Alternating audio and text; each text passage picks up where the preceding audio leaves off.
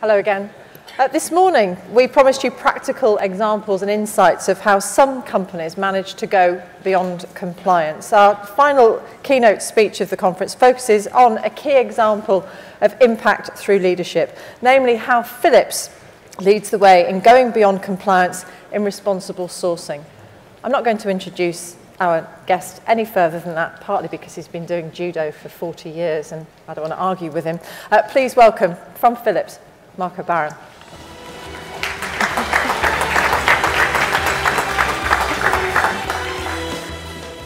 Good afternoon to everybody. How are you doing? Fine, thank you. Me too, yeah. How cool is it to work for a company with this mission? With the vision that they say, we want to improve people's life. We want to make this world a better place. This is pretty cool, isn't it? We are doing this now for quite a long time. And to be honest, I think this is very engaging. And it's giving me, in my profession, a lot of, let's call it, wind in my sails. Today, I'm going to talk about beyond compliance. And I liked this from the day first. So thank you very much for making this beautiful graph, or this graphic, because all the arrows, they add up into one direction, showing you the way where to go. And that's exactly what I hope to do today. And that is not arrogant, that is just showing you how can you do it. Before we go there, and this is the title, I want to thank somebody in this room, and his name is Jonathan. And it's completely crew, because look at the venue. Look at what they've done.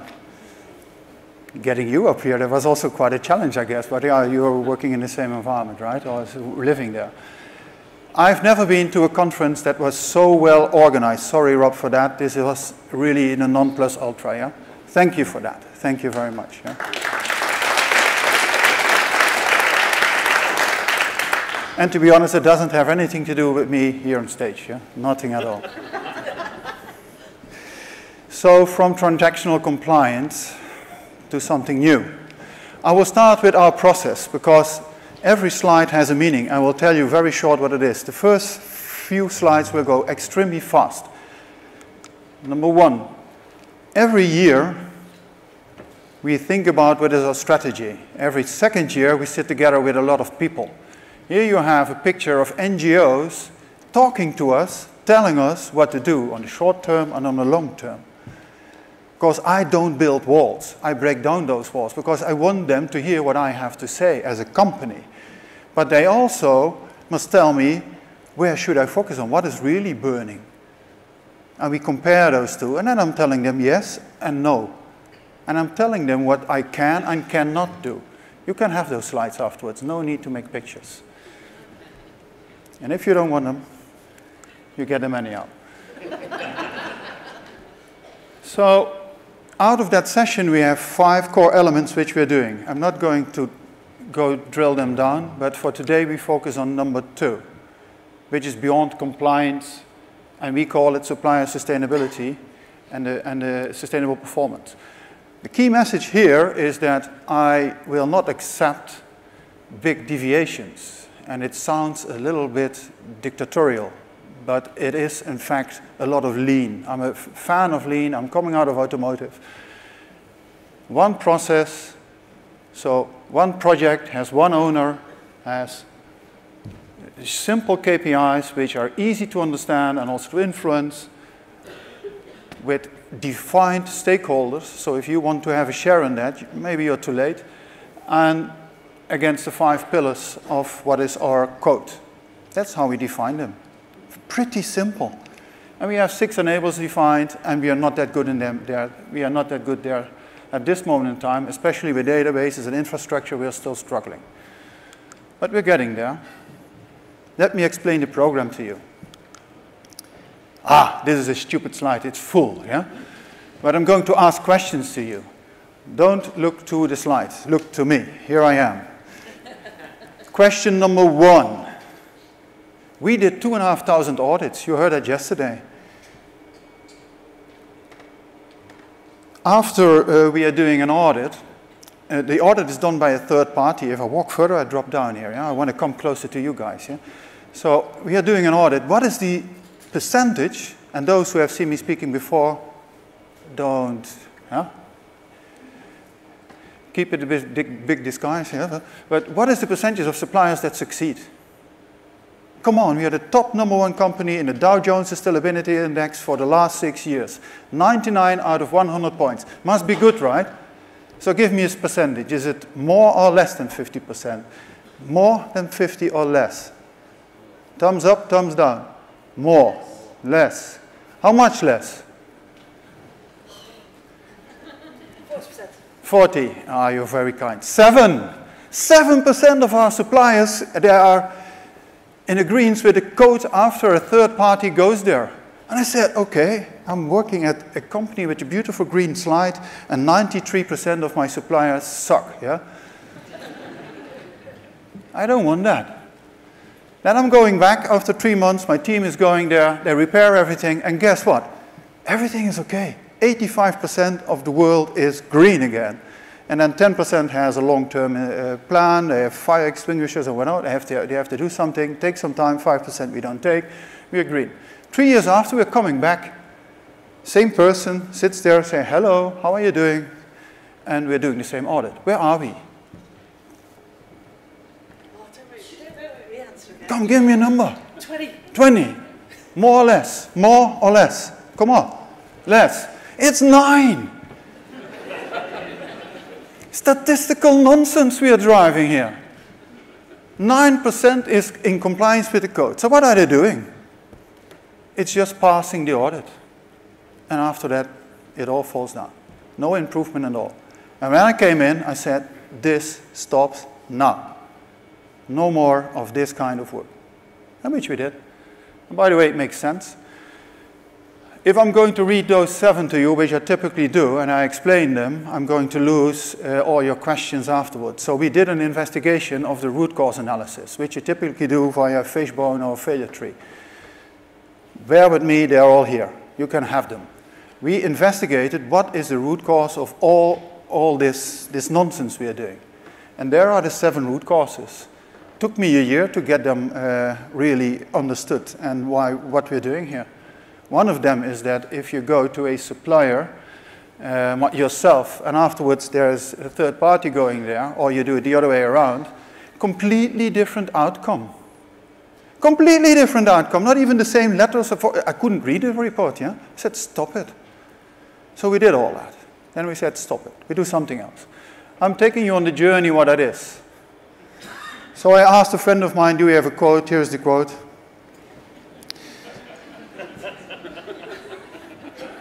And let's move on, yeah?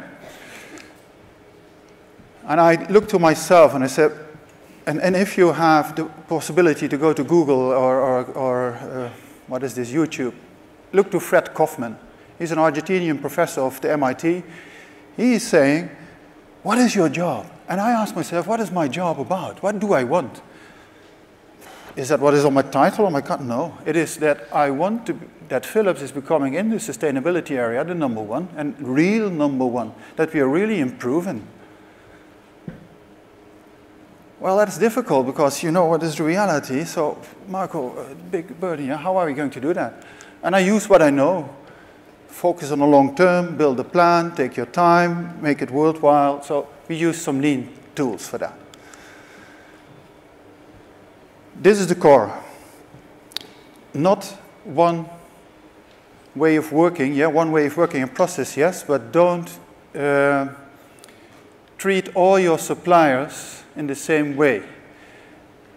We have suppliers that are really, really cool and good. I'm not going there with a stupid questionnaire. There's no sense in that. I have to ask them, how can I improve? And those are the real best-in-class suppliers. We are not yet there. I can't give, if you're coming to with an answer, a question, Marco, tell me what to do over there, I don't know yet. We're still on that journey. The 2 green boxes is where we are. Now you hear a dirty word, compliancy. I normally don't talk about it. This is legal compliance. It's always a given. If that's not there, that's where we start. We don't touch anything else. But we do it ourselves. Here is do-it-yourself. So suppliers where we say, you don't need my guidance. You've got some maturity. Please help yourself. And the cool part is in the improvement program. And that's what I'm going to explain a bit more about. This is a very busy slide, and the busy slide is more or less saying what I'm doing. So the first thing, I'm going to train the suppliers. I have a shield saying to the suppliers, no more punishment ahead if you are not complying with my code. I really don't care. If you're not compliant, you're not compliant. But be honest about it. Don't fool me, because in the end, it doesn't help both of us. The second thing I'm doing is have a second shield, second beautiful, and it says, but if you have a zero tolerance and we find that, or you are telling me, we focus on that first, please, yeah? Okay, can we take care of that first? And zero tolerances is something like child labor and the things you already heard, yeah? Then we're going to send in a self-assessment questionnaire. I didn't believe in that crap, yeah? I said, oh, man, it's the patient declaring himself healthy. I'm healthy. The results were amazing, and I have to admit I had to let credits to my team. They said, Marco, believe in this is good, so I did. And with 93% of the suppliers, they came with a response rate, a lot of honesty in there. They showed us, we got tons of information, so much that they said, okay, I don't know what to do anymore, yeah?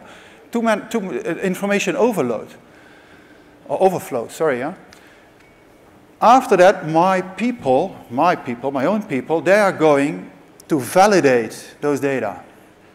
It's still somewhere in an office. They've never seen that supplier. Yeah? So they validate, what do I get? What can I make out of that? There's a score coming afterwards. Yeah? You all want figures, so you get some figures. Not that they matter, but you get them. Then we agree to an improvement plan with that supplier. Though, that's the only thing I'm interested in. We want to improve. I don't accept here, I don't accept there, I accept movement, yeah? If you're not moving, you're getting rusty, right?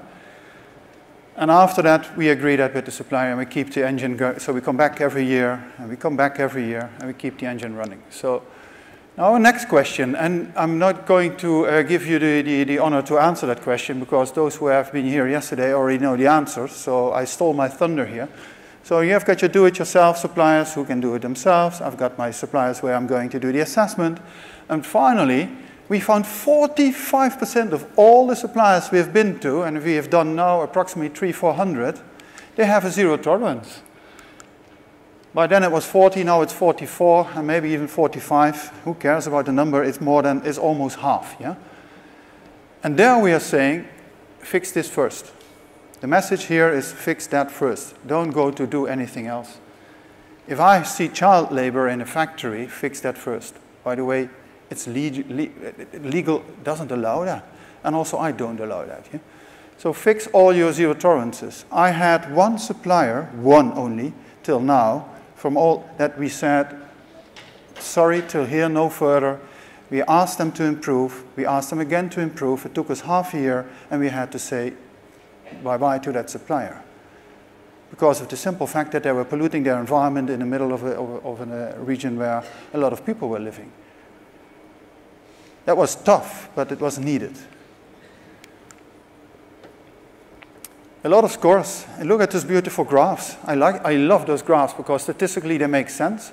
On the left-hand side, you see the 2017 population that we've done. I think it's 250 suppliers, more or less. It's called the student curve if you turn it upside down, and these are the ratings. So we score 100%. If you are in the lowest rating, 0 till 10, it's where they rate themselves. So this is the rating on the left-hand side, how they see themselves. On average, something like 70%. They think they're really good. Then we come in and we say, really, let's validate. And you can see you get a beautiful Gaussian Gauss curve or bell curve. And that is my own team doing that. And you can see we're going down with 30% down. And for those lucky suppliers where we are going, I don't know, yeah, maybe yes, yeah. We're going to those suppliers, you can see we're going up with 8%. And that is still significant. And you should ask why. The why question is simply answered, but they still give us more information when we come. And there are some of them that didn't trust it. They didn't give 100%, but 95%. Especially in the time records, they didn't trust us that much. But afterward, we got all, yeah?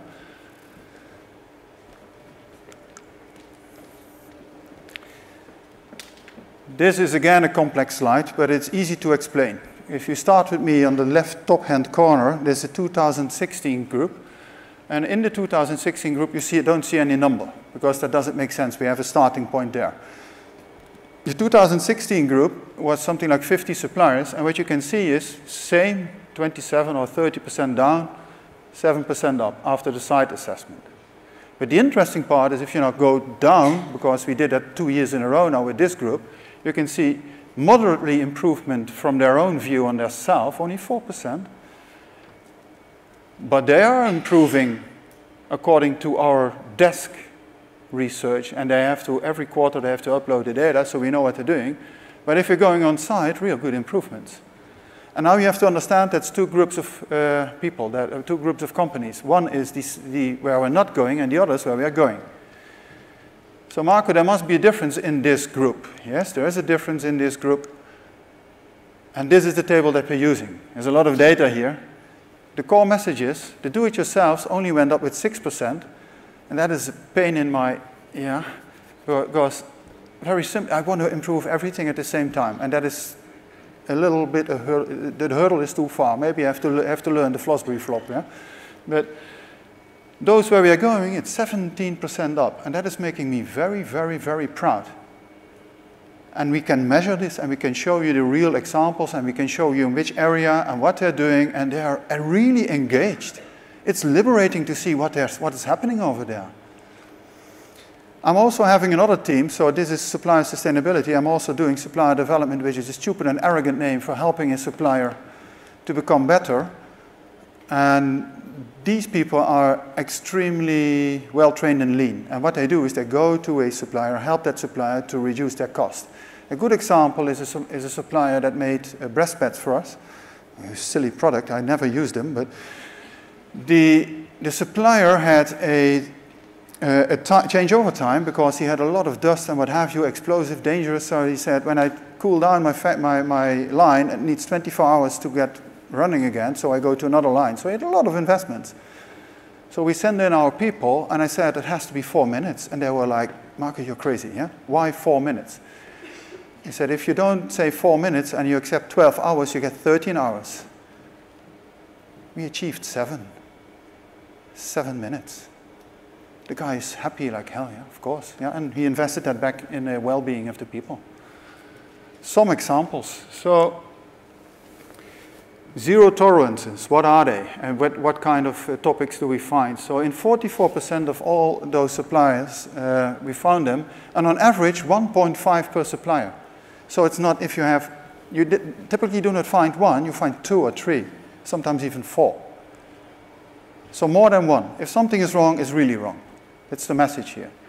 And you can see in which areas, you can read them for yourself, yeah? The biggest area is fake records. The funniest part is that you think Google doesn't work in places like China, but they have other tools, and they just copy from the neighbor their ISO documentation. That's fun, because it still has the name on it. They say, come on, that's too easy for me. I don't need Sherlock Holmes for that, yeah, to find this. If you do it better, yeah? Unsafe working conditions is another one. Really unsafe stuff that we're finding over there. And another example, and too many examples here. Normally you have 2 fingers to push, let's say a press. But we had one guy, he was so inventive, he made himself a wooden stick so he could do it with one hand, he could do the machine, and the other was still Googling and doing whatever, but he missed already 2 fingers. I said, well done. How long will it take for that you cannot hold your phone anymore, yeah? And then I talked to the supervisor. I said, why do you allow this? Yeah, it always has been like that. I said, we have to talk, we have to train you, because we have to change that mindset. But Marco, if you find those ZTs, what are you doing? I will tell you what I'm not doing. I'm not shutting down that supplier. That's the last thing I want. We have a silly saying for you guys, but we understand it. It's Dutch, yeah? It says, if a child burns his ass, it will not sit on blisters. That's exactly what is happening here. They will never, ever, once they've learned what they're doing wrong, they will never do it again. So if I bump my head, I don't want to bump my head again, so I better know what to do. That is what is happening here. So we are helping them to get rid of them. We are showing them the way. We are helping them to understand what should be done, and then they can do it themselves. And the fun part is, afterwards, in a bigger room where we do the new trainings, they are coming in and telling the rest how to do. How cool is that? Self-teaching. These are some quotes. If you want, I can sit down, you can read them. But these are the words that are in there, and nothing is a lie. I can give you more quotes. These are suppliers that come to me, they call me, say, Marco, can you come again? Can you come again? I said, come on, I only have 2 hands. Yeah? They are actively working together, no punishment. Read the blue boxes.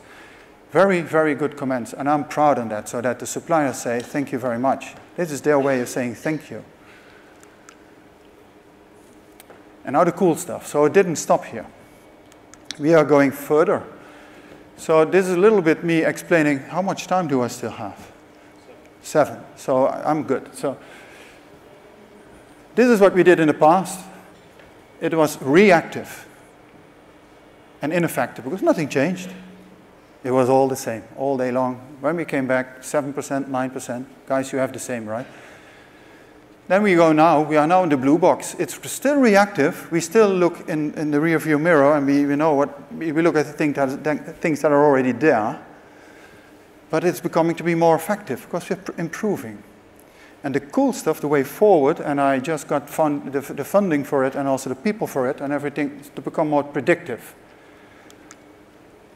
And this is, I think, almost the last slide. So the predictive part is that we are working with the university, I think of Eindhoven, and guys from Elevate, and they are helping us with a lot of stuff, that we are going to put all our data, which we're gathering, the real data, so not the Googled and data that are fake, the real data we are putting in a database, and we are going to ask the database, what if I'm going to, give me a name, South China, yeah? And I'm going to see a mechanical supplier who also does assembly. Can you tell me what I will find? And the answer is, with 80% accuracy, you can already pre-populate your improvement plan. Oh, that's cool stuff. Because that, for me, I'm a lean guy, I can do more with the same people, right? I can have a bigger impact. I can have that big hurdle that I have my do-it-yourself suppliers. I can go there myself. I can help them become better. I can have a bigger impact. And that's what I want from it. That's what we are going to do. And we are on the foreeve of hiring the people for that. And we are going to have very soon the first results there. And that is very, very cool stuff. Some personal notes, and then I think I leave it up to you to ask some questions. So first of all, pass-fail mindset, it really does not work. That's why it was my lesson. I hope you feel with me. Yeah? Get the process right is number 2. No process, no fun, right? So there's a lot of people who want to know something. Marco, why do you do that? Why do you do that? So you have to manage a lot of expectations, and everybody wants something else.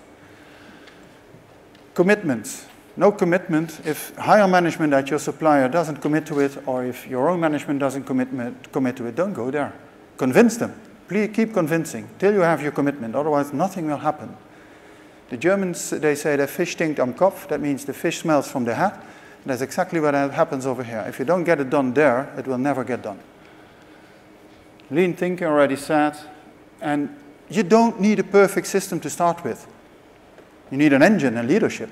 You need focus to start with. And we are still creating that engine, and we are still creating what are we going to do tomorrow. Okay?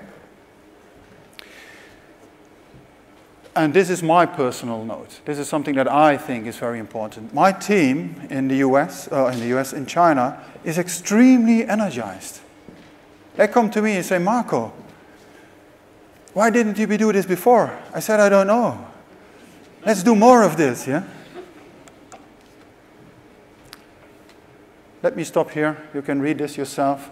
Process area, but the number 2 is the most important one. All suppliers are willing to improve. And I don't know whether you know the triangle of change. I talked with some of you yesterday. 95% is not informed, not capable, or unaware. 5% is unwilling. Forget the unwilling, focus on the 95% and you get it going.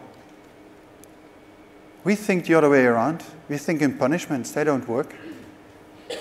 Give them some credit. They want to change. So that's another friend of mine. He looks like Santa Claus. It's not the strongest that survive, or the most smart ones, yeah? Those who are most adaptable to change. Help me in that change. Join us. Hi. Hello.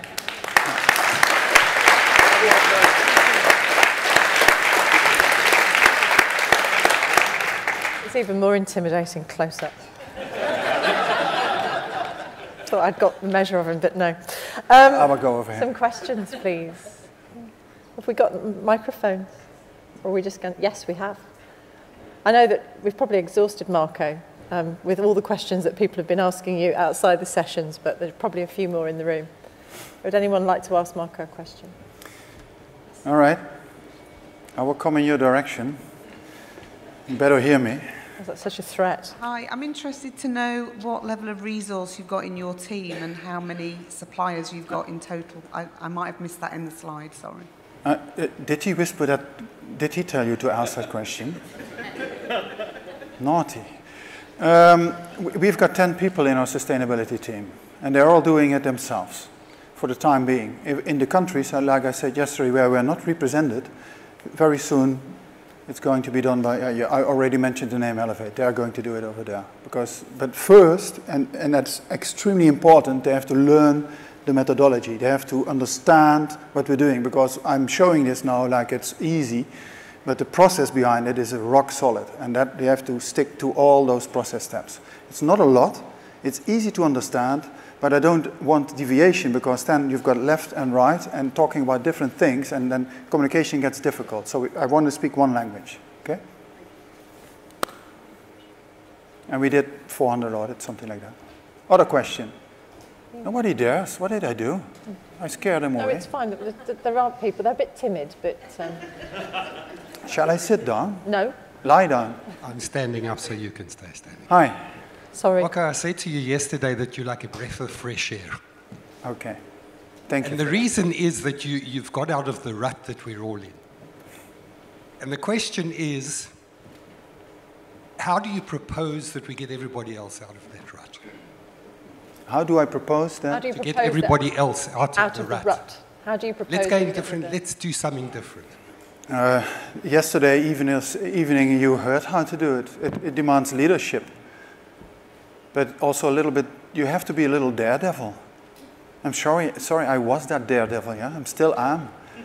But if you're not doing that, you will stay in that beautiful rat cage and you keep doing the same thing all over again. And I'm offering you the chance to just join us. You will get my tools, you'll get my templates, you'll get my way of working. Maybe there will be an organization that says, we are going to say, this is the way of working, and then everybody can go in the same direction. I don't have any secrets. I don't have any secrets. I just want us to improve our supply base. I want us to improve the workers at our suppliers. We touch with this program with the very few suppliers we touch at this moment in time, so let's 400 say, yeah? We already improved the lives in that supply base for 293, so let's say 300,000 workers. That's cool stuff. That's why I'm doing it. Not for the KPIs, because whether they're 10% or 90% or 80%, I really don't care. As long as they improve, I'm okay. And don't have, of course, a zero tolerance, because that's focus number one.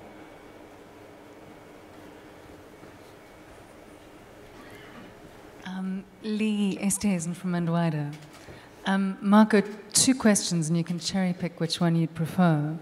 The one is, in the validation stage after the SAQ, what data do you use to validate the SAQ? Where do you get additional insight from? Second question is, you're working with Elevate to scale it up. Is that to say that you see a role for auditors, albeit with a different focus to the usual? Thank you for making the second question a closed question, so I can answer that with yes or no. The answer is yes. So the first question, I will come back to that. I want to. I'm just teasing a bit, yeah. So coming to the first question. yes, there is a second question. There is a lot of space for others to do this, because in fact, everybody who is here who is doing this can do this too. There's no magic. But it's very, yeah, but the auditing companies, they can do this, yeah. But the auditing companies, they just have to understand that there is a three-party connection and not a two-party connection, because that's where it fails. And you, as a brand, have to take ownership of the process. Then you get honesty. Otherwise, you won't. Because then it's just another audit. I pay for an audit, I get an audit, and there's somebody else sitting in my neck. He doesn't want me to be dirty, and I don't want him, and I'm paying for that. I don't want to pay for that. So coming back to that, ownership. It starts with ownership. What was your first question? Validation. The validation, yeah, all right. The validation is done by my own people. So they look at the data, and I don't want to scare you away, but we are asking 600 questions. Still here? Okay. So we start with 6 questions, and if you say yes to one of them, then we open a box, and there's another one. So it is a kind of maze, yeah, in which you come. If you upload everything, and even we got photos of toilets and what have you, we got everything, yeah. But where it stops, and then we know what is the score. So the maturity, because we have a very fancy maturity grid which we connected to the data which we got. And then we validate, we look to, is this really what we asked for? Do we understand this? Is it real? And it's very simple to see whether it's real, because if you have experienced people, you can see whether it's real. And if it's not real, you cross it away, and there's no score for that. Is this score important? Yes or no? Yes for seeing that you can improve, no as an absolute figure. And that is scary, because typically we want to jump a hurdle, and we say the absolute figure is I don't care. Yeah, 100 or 90 you have to jump, and I say you don't have to jump at all. You just have to improve in the beginning.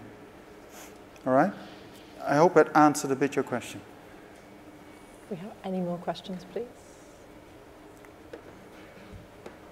Will it work for everybody? Yeah. Okay. Yeah. That's what you get for a closed question.